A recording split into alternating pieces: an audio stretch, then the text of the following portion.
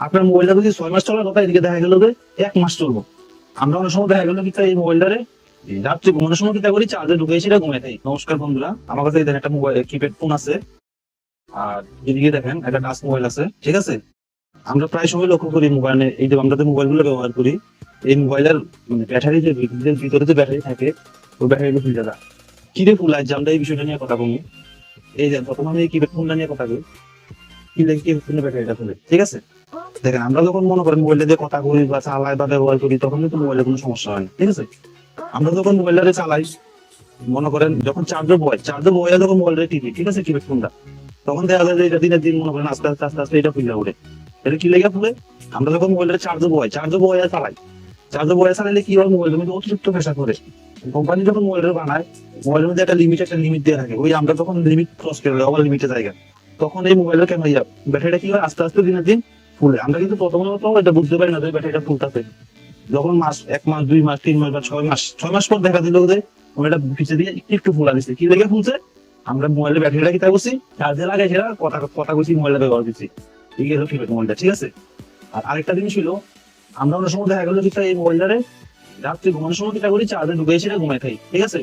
সারা রাত মনে করি যে ব্যাটারি যদি কম আছে, সারা রাত চার্জ দিয়ে দেবো। কিপ্যাড মোবাইলের আমার একটা দোষ, মানে আমরা যদি মোবাইলটাকে চার্জে বয়া রাত্রে ঘুমাই, এটা তখন মনে করেন যে 100% চার্জ হইব। হওয়ার পরে কি হয়, এটা মোবাইলের চার্জ হওয়া কিন্তু বদলে যায়। কিন্তু আমরা যে চার্জারের যে একটা ক্ষমতা আছে, ওই ক্ষমতাটা কিন্তু এটা অটোমেটিক ভিতরে ঠেলে, মানে চার্জ ঠেলে তখন কি হয়, দেখা গেল যে এটা চার্জটা ওভার যাইতে ভিতরে ব্যাটারিটার ভিতরে প্রেসার করে এবং ব্যাটারিটা খুলে যাবে, ঠিক আছে। এগুলো মানে আমার মোবাইল ফোনটা মানে কিপ্যাড ফোনের কথা, ঠিক আছে। এবার আমি কথা বলবো ওই টাচ মোবাইল। এই দেখেন এই হলো আমার টাচ মোবাইল, ঠিক আছে। এটা মনে করেন কি লেগে ব্যাটারিটা ফুলে। প্রথমত দেখেন আমরা যখন টাচ মোবাইল ব্যবহার করি, সবসময় আমরা কিন্তু প্রায় মোবাইলের কি হয়, মানে নেট অন থাকে, এবং ফোন করি বা যাই করি নেট অন অবস্থায়, বেশিরভাগ মোবাইলে দেখবেন নেট অন থাকে। আর চার্জ বয় আমরা কি করি, মোবাইল চালাই। টাচ মোবাইলে সেম চার্জ বয় মোবাইল চালাই। চালানোর পরে কি হয়, নেট অন, মোবাইলও কথা চলতেছে, আবার চার্জ হইতেছে, এক লগে একটা দুইটা তিনটা চলতেছে, ঠিক আছে। আমার কিন্তু ব্যাটারি একটা লিমিট আছে, ওই লিমিট অনুযায়ী কিন্তু মোবাইলটা কাজ করবো।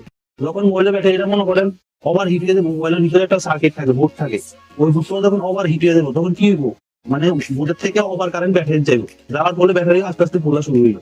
আর টাচ মোবাইলের আরেকটা মানে ভালো একটা বিষয় হলো, আমরা যখন টাচ মোবাইলটা রাত্রে ঘুমার সময় চার্জ পাওয়া যায় সেটা ঘুমাই, ঠিক আছে, তখন কিন্তু ওই ব্যাটারির মধ্যে কোনো সমস্যা হয় না, ঠিক আছে। কারণ টাচ মোবাইলের মধ্যে আমার একটা ফিচার দেওয়া থাকে, মানে মোবাইলটা যখন ফুল চার্জ হয়ে যাবে, হওয়ার পর ও যদি চার্জারটা ভিতরে লাগানো থাকে, তখন কিন্তু মোবাইলে কোনো এফেক্ট হয় না। কি লেগে হয় না, কোম্পানি মানে এটা একটা স্মার্টফোন, কোম্পানি যখন মোবাইলটা বানানোর সময় এমন ভাবেই বানায়, এটার মধ্যে তুমি যত পরিমাণ কারেন্টই দাও না কেন, মানে চার্জের কারেন্টের কথা বলছি, যত পরিমাণ কারেন্টই দাও না কেন, ওই কারেন্টের কোনো সাইড এফেক্ট হচ্ছে না। মানে মোবাইলটা বানাই এমন ভাবে, মানে চার্জের কোনো সময় মানে লাগাই রাখলেও কোনো ফুল চার্জ হওয়ার পর যদি লাগানো থাকে, কিন্তু এটা কোনো সমস্যা হতো না।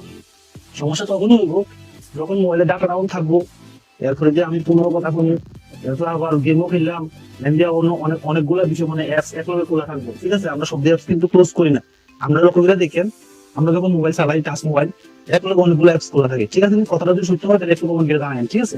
লেগে আমরা কি মোবাইলটা খুলে যাবো, আমরা কি করবেন দেখেন। আমরা করার বিষয় হচ্ছে, আমরা যখন মোবাইল চার্জে বসাবেন, 1 নাম্বার ডাটা অফ করবেন, আর 2 নাম্বার যদি মনে করেন চার্জ একটু তাড়াতাড়ি করতে চান, তাইলে মোবাইলটা সুইচ অফ করে চার্জ করবেন, একদম তাড়াতাড়ি চার্জ হবে, ঠিক আছে। আরেকটা বিষয় হলো, কোনো সময় মনে করেন হেডফোন কানে লাগাই এবং চার্জার লাগাই ডাটা অন করে গেম গান একলগে কোনো সময় শুনবেন না, তাহলে কি হইব, আপনার মোবাইলটা যদি 6 মাস চলার কথা, এদিকে দেখা গেল যে 1 মাস চলবে। মনে করেন আপনার মোবাইলটা 1 বছর গ্যারান্টি দেওয়া আছে, ঠিক আছে, কিন্তু দেখা গেলো আপনি এটা ওভার চালাইতেছেন, ওভার চালানোর পরে কি হইলো, 1 বছর তো জীবনেই যেত না আপনি যদি ওভার চালান। আপনি যদি আপনার লিমিট কন্ট্রোল রাখিয়া ডাটা অফ রাখিয়া চার্জ করান এবং সবগুলো অ্যাপস ক্লোজ করে চার্জ করান, সবগুলো অ্যাপস ক্লোজ করে চালান, তাহলে কি হইলো, তাহলে মনে করেন মোবাইলটা কোনো সমস্যা হতো না। 1 বছর না, আপনি যদি 5 বছর 7 বছর 10 বছর চালান, মোবাইলের মনে কোনো সমস্যা হতো না।